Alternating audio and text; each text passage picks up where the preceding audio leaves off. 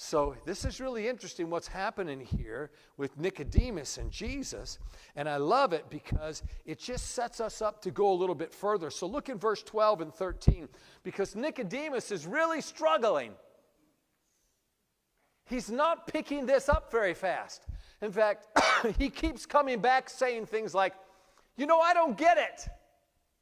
And Jesus, I'm sure, is kind of like, could have had a V8. It's like, what's up with this guy, He's a ruler of the synagogue, and I'm telling him the simplest thing. I'm relating God to wind and the Spirit of God coming into your heart like wind and moving you, and the guy can't get it.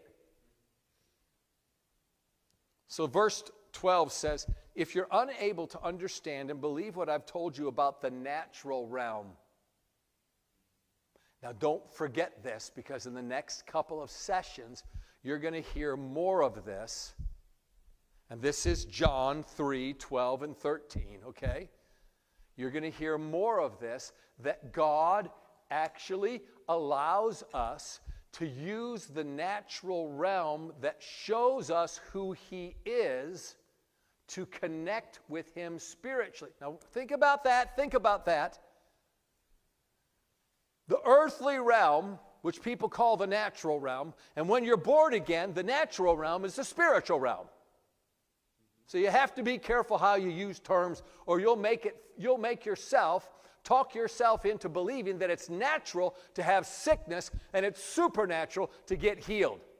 Totally, completely opposite. That's right. It is completely unnatural for a believer with God living in them to have any sickness and any disease in their body at all. And it's the most natural thing in the world for God's healing to flow through your body, because you are no longer just a flesh being. You are a spiritual being made in His image and likeness, and He has stepped inside of you to ward off all sickness and disease and deliver you and set you free.